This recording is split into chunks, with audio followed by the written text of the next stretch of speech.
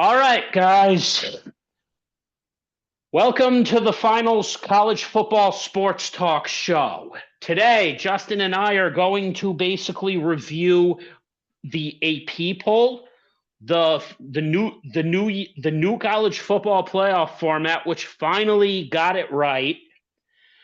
We're going to also touch on a video that I was just watching that Justin linked to me midweek, which was literally not just about the AP poll, but about how now college football would like to do away with the transfer portal. Ah, yes, and the NCAA's version of free agency. We got a jam-packed show for 1 hour, so without further ado, let's get into this. No, not into it, no homo. Okay, first we're going to look at the AP poll. All right, what? How did you feel about the top 25 from 1 down to 10?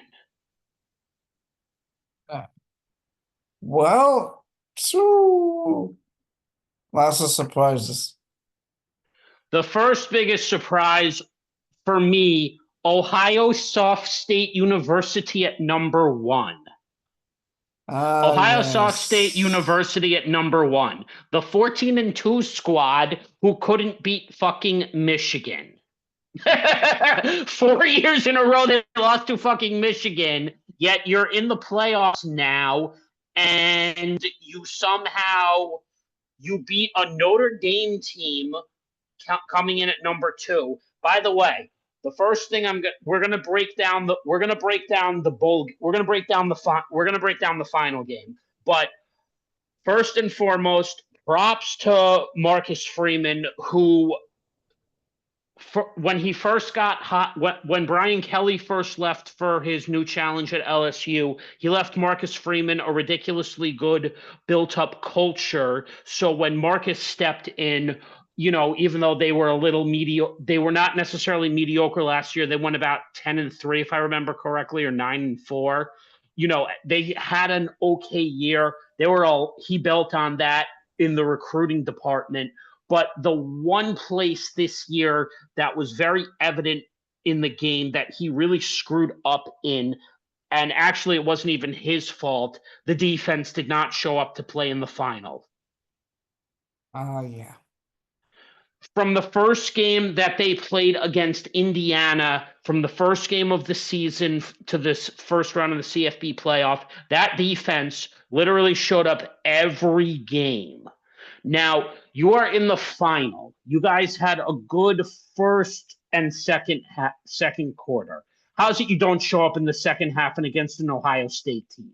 Or do we just say that the number 1 ranking, which went to Ohio State, was Ohio State basically took all that aggravation and then put it together for the playoffs? Because Ohio State did beat at least 2 really decently good teams, which included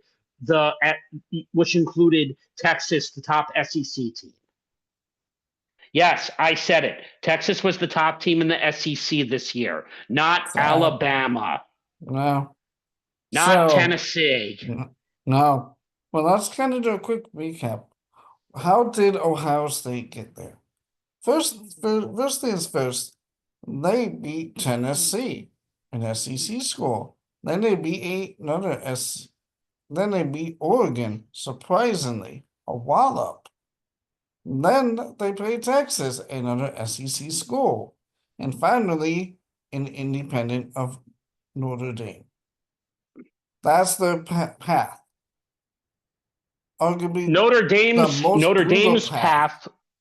Yeah, they played the brutal path, but Notre Dame didn't have an easy path either. They started with Indiana, who was as good as Indiana was. I would say Indiana's strength of schedule at that point was kind of laughable if you think about it. Yeah. Outside of with Indiana, and Indiana rounds out the top 10 because it goes number 2 Notre Dame, number 3 Oregon, number 4 Texas, number 5 Penn State, number 6 Georgia, number 7 Arizona State, Boise State at 8, Tennessee at 9. In that aspect of the top 10, I would say Georgia falling apart to Ohio State. I don't know if I would have put Georgia at 6. I would have probably put Georgia? Georgia at 7. Sure. Boise State doesn't. Boise State is a very lights out good team. Okay, they've since Dan Hawkins was their coach, and the coach who ended up leaving for Washington, I forgot his name. I will say this about Boise Boise State. State. Boise State doesn't have the greatest conference, but they play amazing football and They they've been do. amazingly They do. consistent. They have been amazingly consistent for the last 20 years. Let's put Yeah. it that way. That's They've about been right. They've been amazingly consistent, and that's all you can ask for out of a football team. Indiana has not been consistent, but Indiana, had the advantage of playing a really good Big Ten schedule this year to be Mm-hmm. able to get in. Penn Mm-hmm. State, being at the top wasn't necessarily bad either for No, that no, no, conference. I know. And then there's Ohio State and Oregon.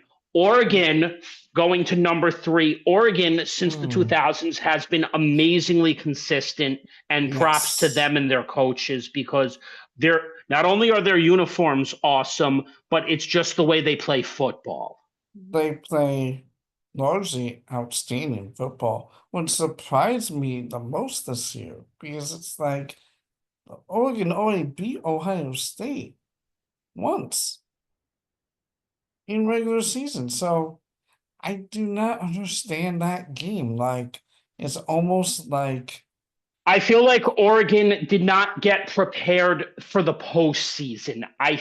Or at least they did not prepare for yeah, Ohio State. Ohio State probably did what if they were desperate to win, but I think yeah.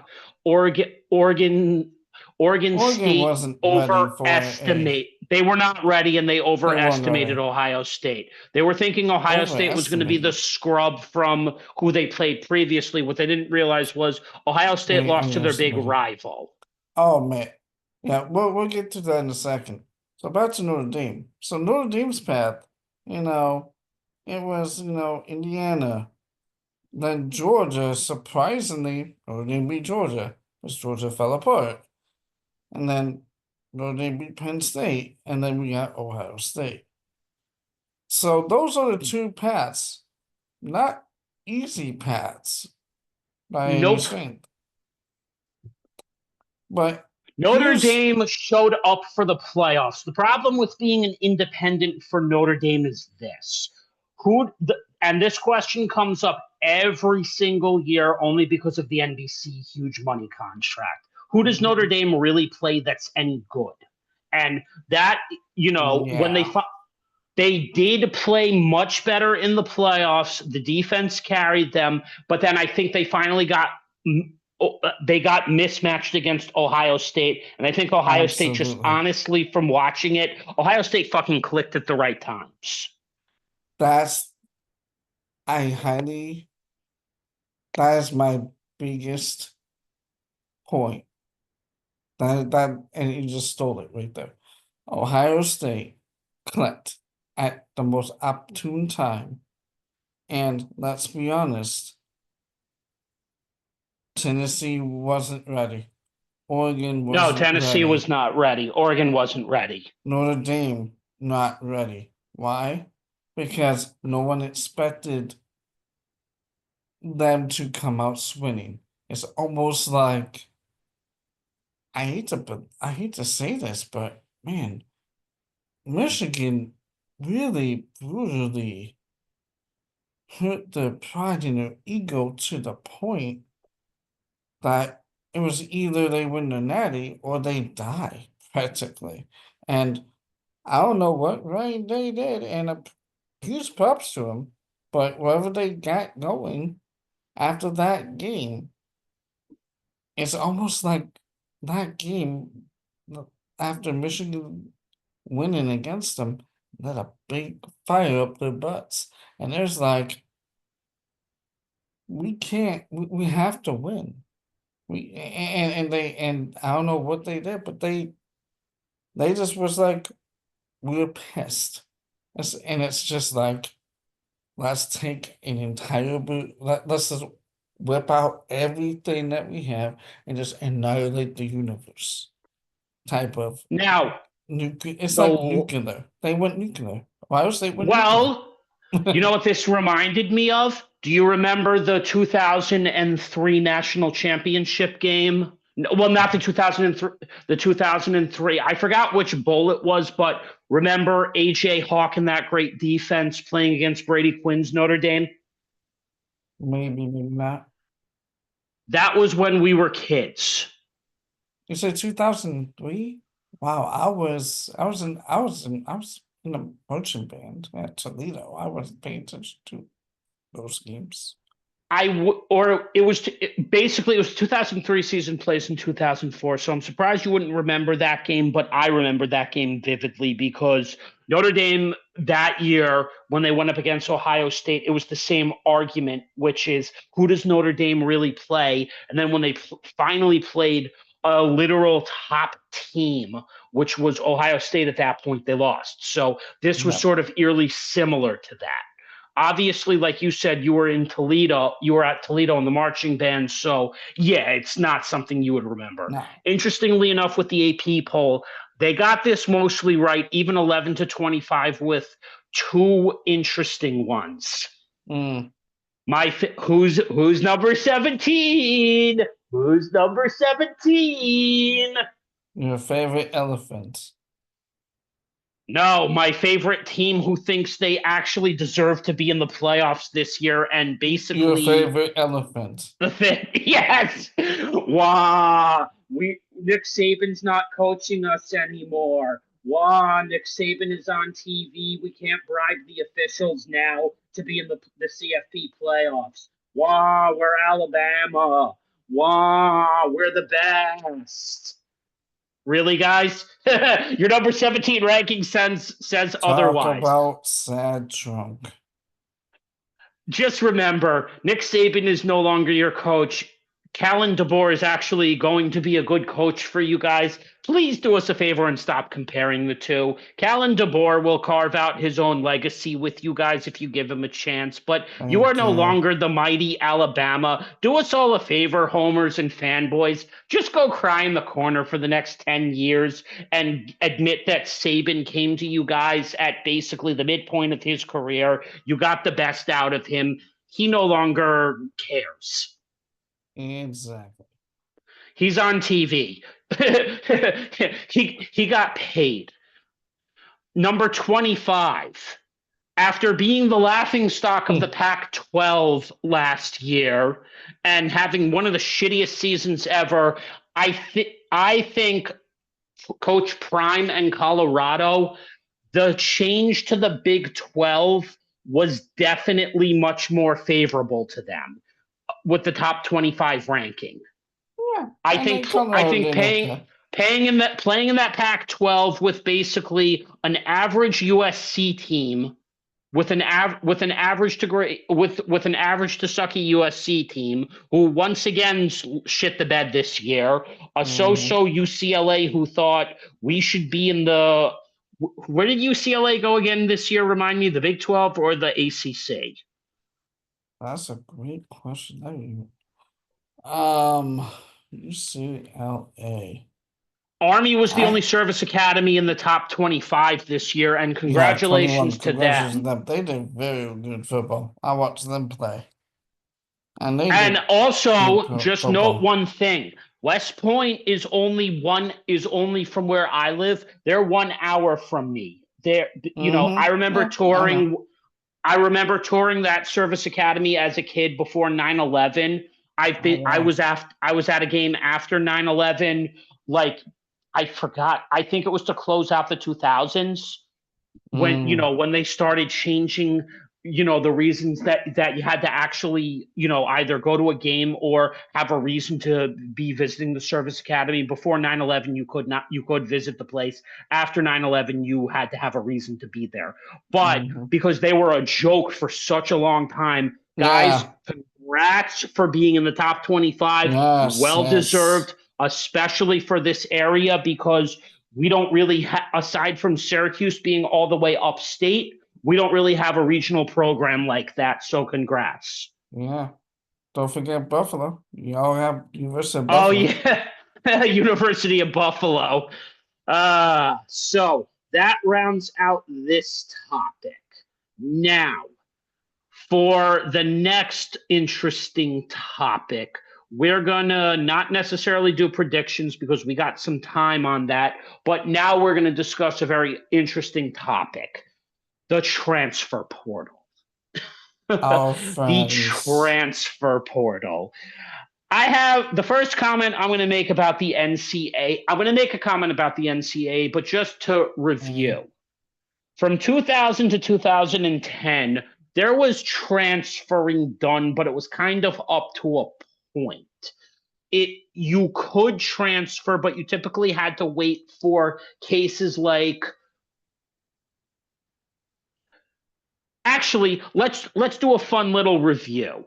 The transfer portal opened up a whole wild west for college football, sort of like what we have in the NFL, which is basically free agency. Every With rookies or mid-career especially, free agency gets different because you have to put in a certain amount of time with your contract.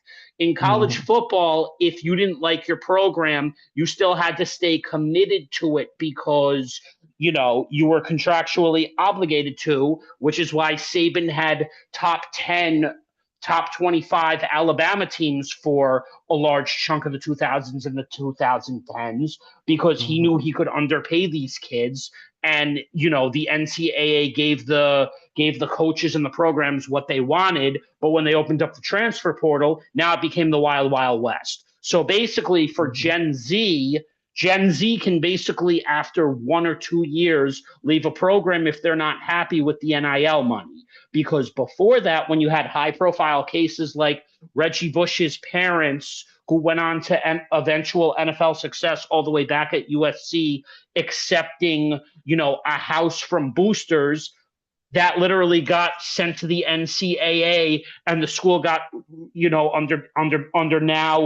under then eventual NFL coach Pete Carroll, just like with John Harbaugh, who both got their programs in a lot of trouble with the NCAA for repeat violations. The NIL and the transfer portal kind of played hand in hand to each other because millennial football players basically had to stay loyal to their programs. Gen Z is like Yeah, money. pretty much. They're even Gen Z is delaying going to the NFL because they're already millionaires in college. Exactly. And they get So, educated.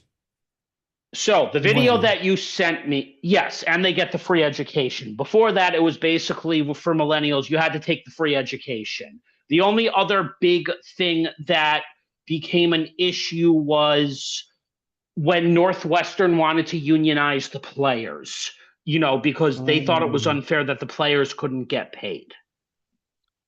Now, well, we go to hmm, this video that you showed me where basically now the college, where basically the Wisconsin coach wants to hold a particular player onto a 2-year contract and cry, wow, we gave you this much NIL money to come here and you're already wanting to leave us after one season. okay. I mean, This, huh, listen, we understand football players today have different reasons why they want to why they'll commit to a school. Another case in point was the Sanders boys and Dion commit, and Travis Hunter. They all mhm, originally started with Dion's program over at, what was the HBCU again? Jacksonville State. Jacksonville State. That the Sanders boys and Travis Hunter originally followed Dion to Jacksonville State. Dion got tired of Jacksonville State and decided he wanted to go to Colorado last year. So the boys, after 1 year, broke their contracts, obviously, and followed, Daddy all the way to Colorado. Hmm. Do you think that was legitimate, or do you think that was bad for the Jacksonville program to sustain those losses? Well, unfortunately for Jacksonville State, that is a big L. But I mean, what can you do? I mean, what can you really do? I mean, the coach left, the blood, that's their blood, and Travis is just a bonus. I mean, what can they do other than thanks for your time, have a nice day? Well, basically, what that case study seemed to end up doing is now the Wisconsin coach wants to hold his first year player to a contractual obligation in college. And he went, Can't do it. wow, oh, all of a Can't sudden do it. now you want to leave? You want to leave to go to Miami? Why So, not? no, you're not allowed to. You have to Why honor your not? contract for 2 years, according to that coach. So, Well, here's what the kid basically did instead after a year. The kid hmm. basically said, I quit, which I can't blame him because he probably didn't like that the coach wasn't giving him playing time at Wisconsin because Wisconsin is always loaded at every position. Right, so And what's the problem? No money? Well, that's your fault, buddy. that's your Huh? fault for throwing the house at him. You threw all this Yeah. nil money at him, and now the nil money isn't enough because he wants to play. This is what happens with players. And I If think you make them a it has to do promise, with a girlfriend at Miami. That might be it too. But hey, oh, he want to follow the ladies. Hmm. I believe so. If this is the guy I'm thinking about. Well, unfortunately, the video that you showed me didn't actually reveal the name of the player, and there's probably a reason for that. Mm. But But there's another. It's been going around that there's somebody transferring to Miami for a specific lady. We know, and that may yeah, be the guy. But even if it's not the guy, still, yes, it's contractually obligated. But at the same time, I mean, you can't force a student no, you cannot force a student to honor to their contract nowadays forget the for two contract. years. Forget the contract. If this was a normal student, what you essentially are telling them is we gave you a scholarship to study here. And after 1 year, the guy is like, nah, I don't want to study here anymore. You can't force that student to say, no, you must study here. And so by Well, you can. extension, well, no, you can't. How? I remember. No, you I can't. remember when I was back at Mercy College, I always met several people who ended up being disappointed with the school. When they would come in, whether they were playing a sport, and they would often say, I don't know if I want to stay here another semester or two. I want to look elsewhere. I mean, Okay. listen, it happens. Some people think they have expectations, and the school doesn't meet their expectations. So yes, That's in this market, you're allowed to try other options. You're always allowed to try out other options. You never are forced to stay at a school against your will. Universities can't force a student to stay. They just can't. They would like to. They They would would like to love think they to. offer a They superior education. Thank you. Yeah, they do. But they can't. So guess what? Guess what so what happens to the scholarship money? Well, they probably just don't take the other half and they just leave, you know? I Yeah, mean, I mean, like your story, you ended up going to Oregon State because you had to move out of Florida, right. even though I'm sure you would have probably not minded, even though you could go to school locally in South Carolina. I mean, it would have been more money. I mean, No, understandable. But but yeah, yeah, you're right. Yeah. back to this kid. uh no, you can't hold the kid contractually obligated. No, If it's who we think it is and he wanted to go for his girlfriend, it's understandable because he probably doesn't have the level of friendships, camaraderie, or connection to the first university, so he wants to try something else. You can't kill him over it. no, you can't. I mean, I mean, they can try, but I mean, like, let's be honest. I mean, can they legally do that? And It's Wisconsin basically trying to think they're corporate America. yeah, yeah. It's no Well, different than that. no, It's it's like not. providing I mean, in a funny way, if you think about it, I've always had this interesting opinion, which is why I always loved sports. Sports has a lot in common with the corporate world. Oh, yes, it does. And most Oh, people don't yes, it think about that does. because plenty of players have bitched before. They don't like certain coaching styles and they think they thrive better in a system that's, coach friendly, not authoritarian friendly. Like I can Yeah. name examples. There were plenty of players who historically probably played for Bill Parcells that despised the man and wanted to leave and play elsewhere, but they didn't have the same level of success because Parcells was like Belichick are both disciplinarians. It'll be interesting to see 72-year-old Bill Belichick actually be a Oh, college coach. You that know, would be that's going to interesting. be that is going to be very interesting since this guy, at a certain point, I understand why he wants to try college at age 72, but at the same Why not? token, you're used to coaching mature men. College kids, I reserve my right to be skeptical with you. Listen, you have a young girlfriend. It's perfectly fine. You want to spend time with her. Even though you're 72 and at the end of your football time, it's understandable. Hey, there's nothing wrong with you trying college. Oh, At least you don't. But if you think you're going to have an easier time in college and you thought it was annoying working for a billionaire owner, now you'll be around billionaire boosters bitching at you if you can't do what they want. exactly.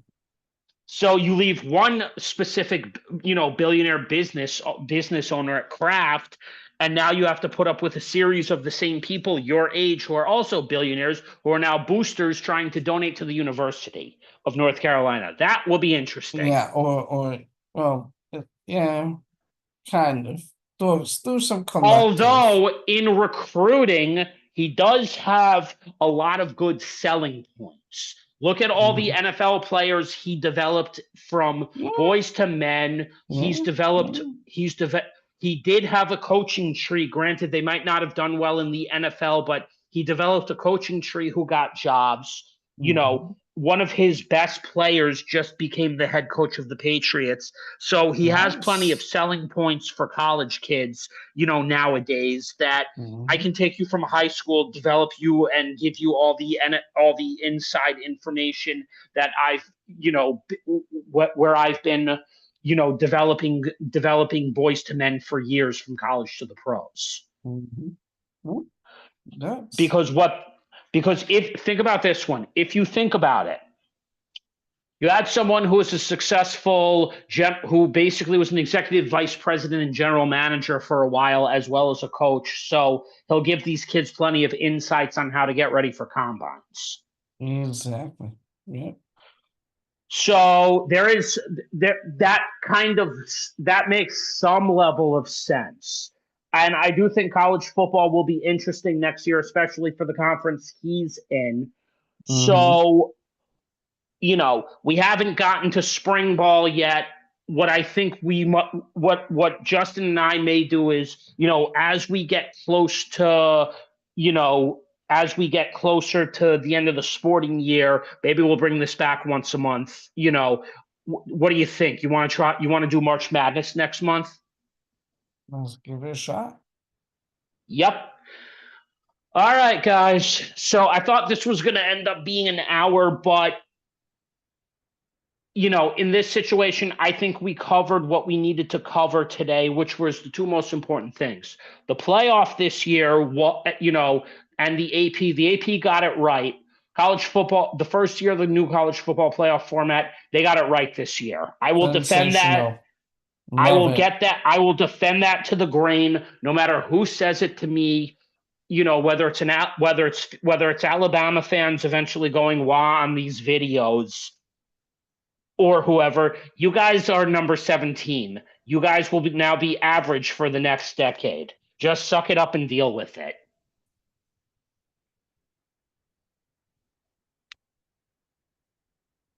All right, so we've come to the end of the football season. We'll see you guys next month for March Madness. Yep, see y'all next month and Happy New Year. Happy New Year's.